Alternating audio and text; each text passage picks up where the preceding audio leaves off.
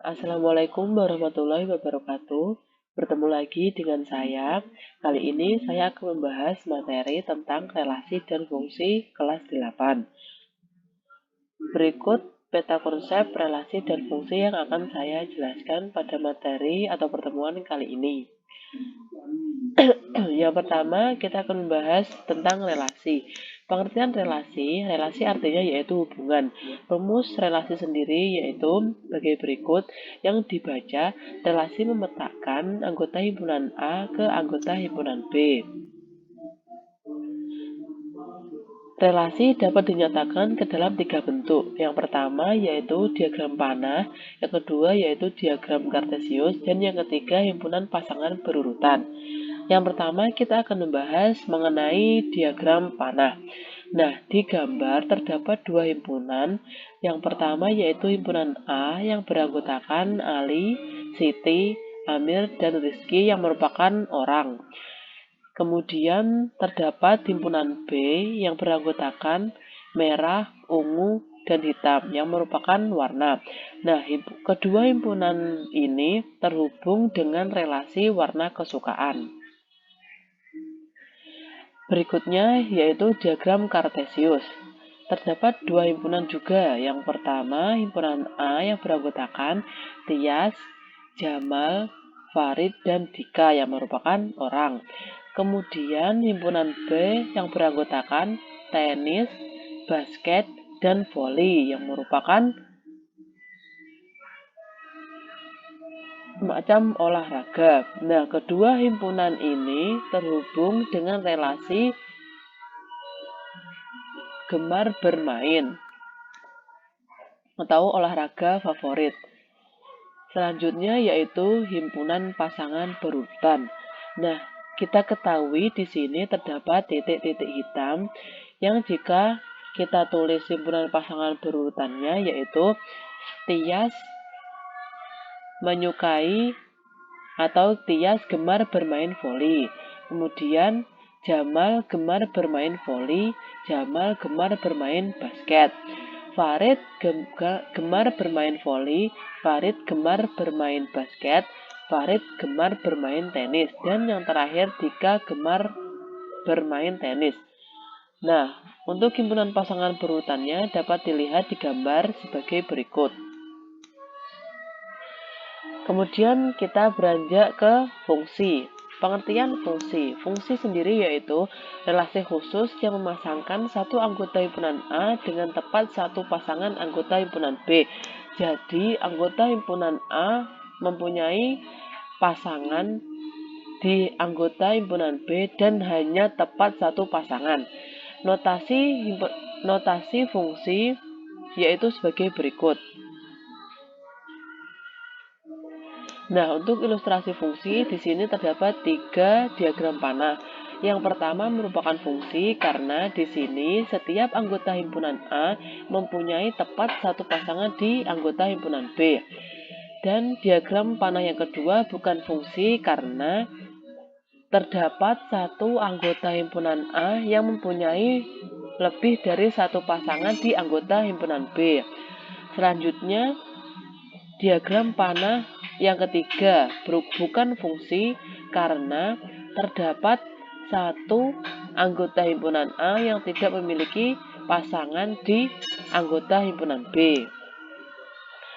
Selanjutnya yaitu unsur-unsur fungsi. Perhatikan diagram panah di bawah ini.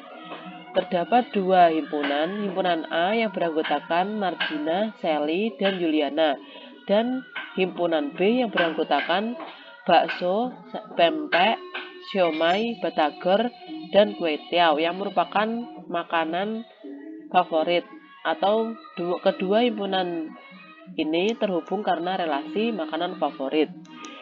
Nah, di sini himpunan A merupakan daerah asal atau domain dan himpunan B yang merupakan daerah kawan atau kodomain.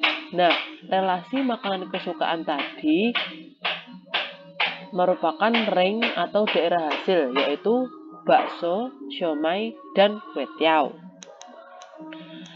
Jenis-jenis fungsi. Jenis-jenis fungsi terdapat 3 jenis. Yang pertama yaitu fungsi injektif atau fungsi satu-satu. Fungsi f dikatakan satu ke satu atau injektif jika tidak ada dua elemen himpunan A yang memiliki bayangan yang sama. Nah, di sini diagram panah yang pertama merupakan fungsi satu-satu karena setiap anggota himpunan A mempunyai tepat satu pasangan di anggota himpunan B dan elemennya berbeda. Sedangkan diagram panah yang kedua di sini bukan fungsi satu-satu karena terdapat anggota himpunan A yaitu Mardiah dan Sally yang menyukai satu hal yang sama di anggota himpunan B yaitu empek-empek. Nah, hal tersebut merupakan bukan fungsi satu-satu. Yang kedua yaitu fungsi surjektif atau fungsi pada. Fungsi f dikatakan pada atau surjektif jika setiap elemen himpunan B merupakan bayangan dari satu atau lebih elemen himpunan A. Diagram panah yang pertama merupakan fungsi pada karena di sini anggota himpunan B mempunyai satu atau lebih bayangan dari elemen himpunan A. Dan diagram panah yang kedua ini merupakan bukan fungsi pada karena terdapat satu anggota himpunan B yang tidak mempunyai bayangan di elemen himpunan A. Selanjutnya yang terakhir yaitu fungsi bijektif. Nah, fungsi bijektif, suatu fungsi f dapat dikatakan bijektif bila ia injektif dan surjektif. Pada fungsi bijektif ini, setiap anggota B mempunyai tepat satu prabayangan di anggota himpunan A. Ilustrasinya yaitu sebagai berikut. Kemudian, materi yang selanjutnya atau bab yang selanjutnya yaitu merumuskan suatu fungsi. Fungsi X memetakan anggota fungsi X, Y, dan dapat dinyatakan dengan Fx, maka rumus fungsi dapat ditulis Fx sama dengan Y. Contoh soal, diketahui suatu fungsi F dengan rumus X plus 2 dengan daerah asal fungsi sebagai berikut. Nah, ditanya tentukan rumus fungsi, tentukan daerah asal fungsi, dan tentukan daerah asal fungsi. Kita akan membahas yang pertama yaitu tentukan rumus fungsi. Nah, rumus fungsi di sini sudah jelas yaitu fx sama dengan x plus 2. Kemudian selanjutnya yang kedua, tentukan daerah asal fungsi. Dalam soal diketahui rumus fungsi x plus 2 dengan daerah asal fungsi x lebih dari 1 dan x kurang dari 6, yaitu dapat diketahui. Jadi daerah asal fungsi yaitu kurang dari 1, berarti kita mulai dengan 2, dan lebih dari 1 kita mulai dengan 2, dan kurang dari 6 yaitu 2, 3, 4, dan 5. Jadi daerah asal fungsi tersebut yaitu 2, 3, 4, dan 5. Selanjutnya yaitu yang terakhir tentukan daerah hasil fungsi. Nah, karena diketahui daerah asal tadi yaitu 2, 3, 4, dan 5 atau X sama dengan 2, 3, 4, dan 5, maka daerah hasil kita masukkan fungsi X plus 2. Jadi kita masukkan X yang diketahui tadi ke rumus fungsi X plus 2. Yang pertama yaitu X diketahui 2. Kita masukkan X plus 2 yaitu 2 plus 2. Jadi yang pertama dapat diketahui daerah hasil yaitu 4.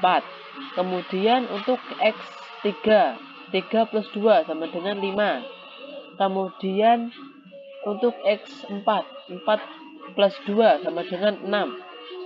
Kemudian yang terakhir X sama dengan 5. Kita masukkan 5 plus 2 sama dengan 7.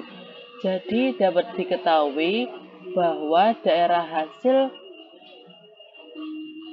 dari fungsi tersebut yaitu 4, 5, 6, dan 7.